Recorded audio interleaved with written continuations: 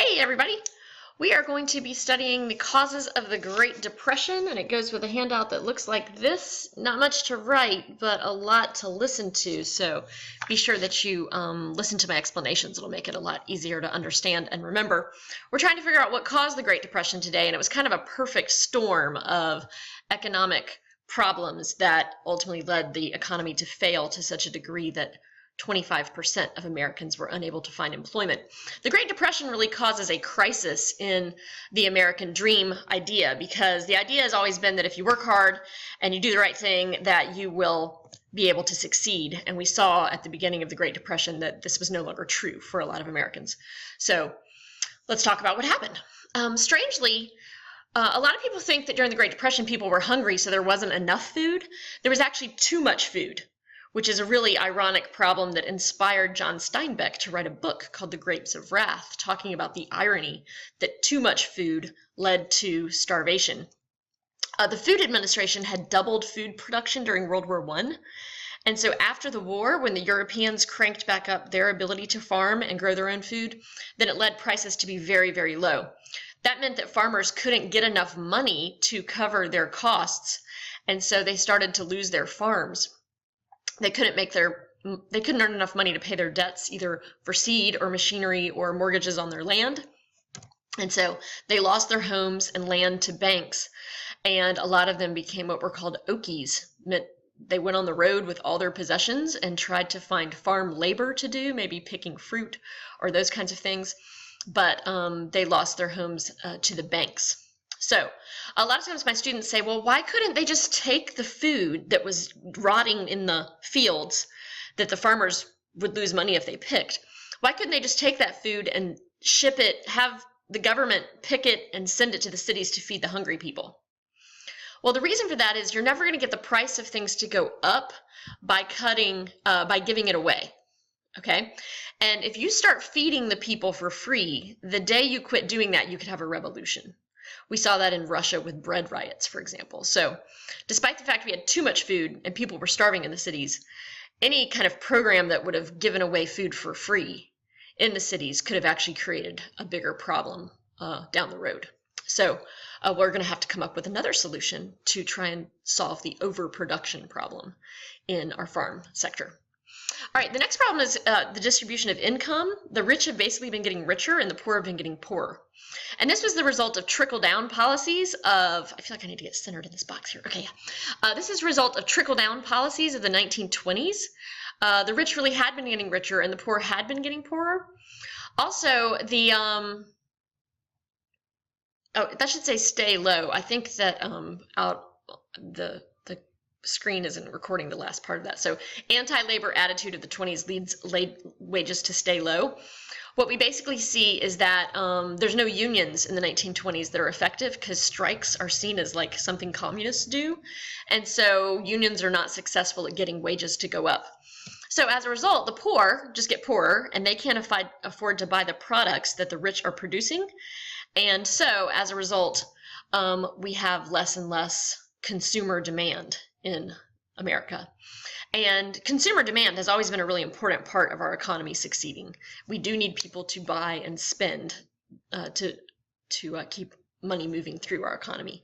And we just didn't see that happening in the 1920s. All right. Once people quit buying, then you get something called inventories. If you work in retail, you know inventory is the products that you have on the shelves or in the back supply room. And you don't want your inventories to be high. You want to basically be selling what you just bought. Because if you're running a store, the amount you have in inventory is kind of a liability. You've taken some risk and you've bought this stuff. And now you really need to know you can sell it at a profit so that you'll regain your money.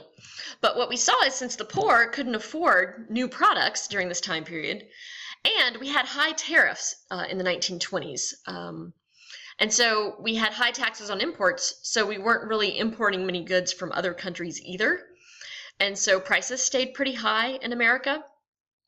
And we weren't able, once we weren't importing much stuff, then other countries were mad at us, and they didn't let us sell their stuff in their country either. So now no one's buying. No one's buying inside our country because the poor are getting poorer and the rich are getting richer. and there's not that many rich people. And now even foreign countries aren't buying our stuff because we're not letting their stuff come into our country without high taxes. So there's kind of this like global trade war going on that keeps us from selling stuff abroad as well. So the factories slow down and quit making more stuff because they can't sell the stuff that's already been made. And when they slow down, they lay off their workers. And that, of course, is going to contribute to higher unemployment. Okay, so rising inventories is a second cause. A third cause, I'm sorry. So we already have overproduction in the farm sector, maldistribution of income, and now rising inventories. Next, we have imbalances in foreign trade, and I just kind of talked about that. Basically, we raise our tariff, and other countries get mad, and they raise their tariff in revenge, and so just no one's trading with each other. And that leads to a dip in global trade. So this is exactly the opposite of what Woodrow Wilson suggested we do after World War I, if you recall. So another reason why he is probably kind of rolling over in his grave. Then we have a stock market crash, and I'd say this is the thing that my students have the hardest time understanding usually.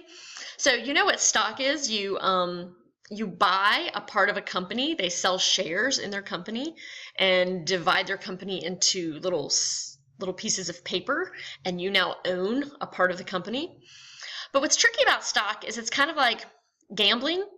You don't know if that company the value of it is going to go up or down. And everyone in the 20s really felt that all stock was going to go up indefinitely in value.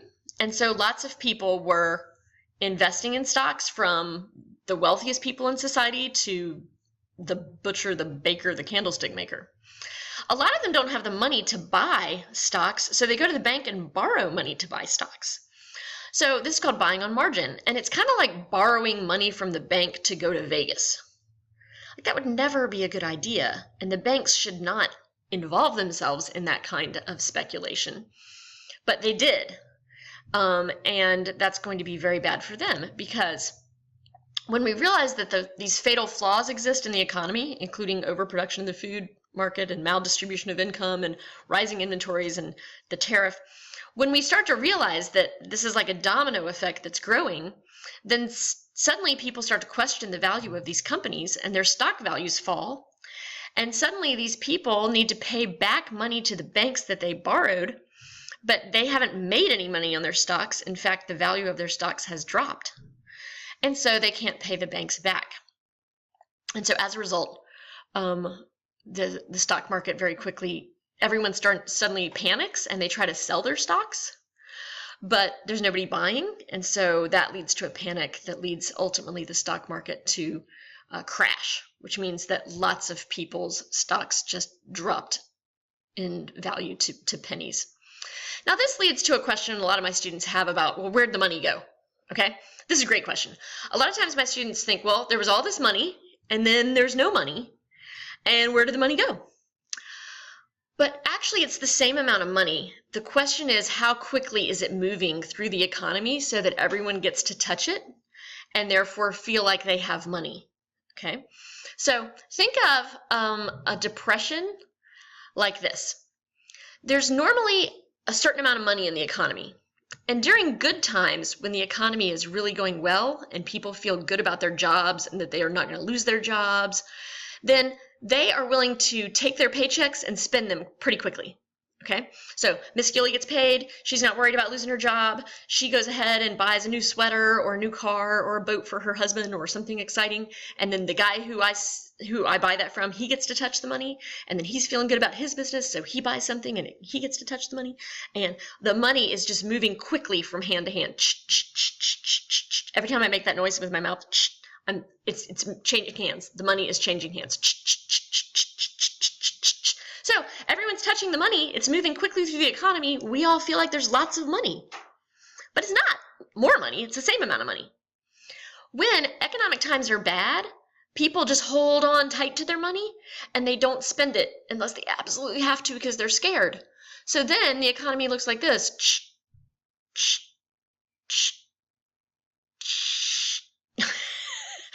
And everyone feels like there's less money because they are not getting to touch money as often. It's moving more slowly. So that's kind of one way to think about where the money went. Same amount of money, just a lot of people borrowed money that they now can't pay back, and the money isn't moving quickly enough through the economy for them to get some money to pay their debts. All right, once the stock market crashes, then we have bank failure, because all these people have borrowed money from the banks. The farmers have borrowed money from the banks, they can't pay it back. The stock investors have borrowed money from the banks, they can't pay it back. And so the banks have overextended credit. They've loaned out too much money, and now they can't get it back. So people start to get the sense that the banks have messed up, and they think, oh gosh, I better run to the bank and get my money out, because there's this sense that there's not enough money in the banks anymore, that they've over loaned out money. And so everyone runs to the banks to get their money out, and the banks don't have everyone's money. They've loaned it out to other people, and those people now are not paying it back. So this leads to massive bank failures throughout the country, and suddenly people's whole life savings just goes up in smoke because the bank has closed and they will never get their money back as a result of this bank failure. So once the banks close, then small businesses that rely on banks, suddenly they might need a short loan just to help them make their payroll that month or just get them through this tough time. And when they go to borrow the money from the banks, there is no money to borrow. This happened to my dad after 9/11. He owns a travel company. And right after 9/11, there weren't enough, he wasn't making enough money because people were not traveling to pay his workers. So he needed to go to the bank and borrow just a little money to pay his workers through this tough time.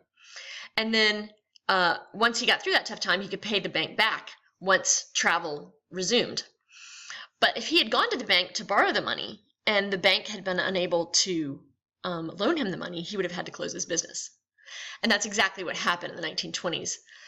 They had so many small businesses needed short-term loans to get through this time, but the banks were unable to loan them the money. And so the small businesses had to close and unemployment rose. And small businesses really are the backbone of the American economy. And so when they started closing, that was a huge problem for employment in the country.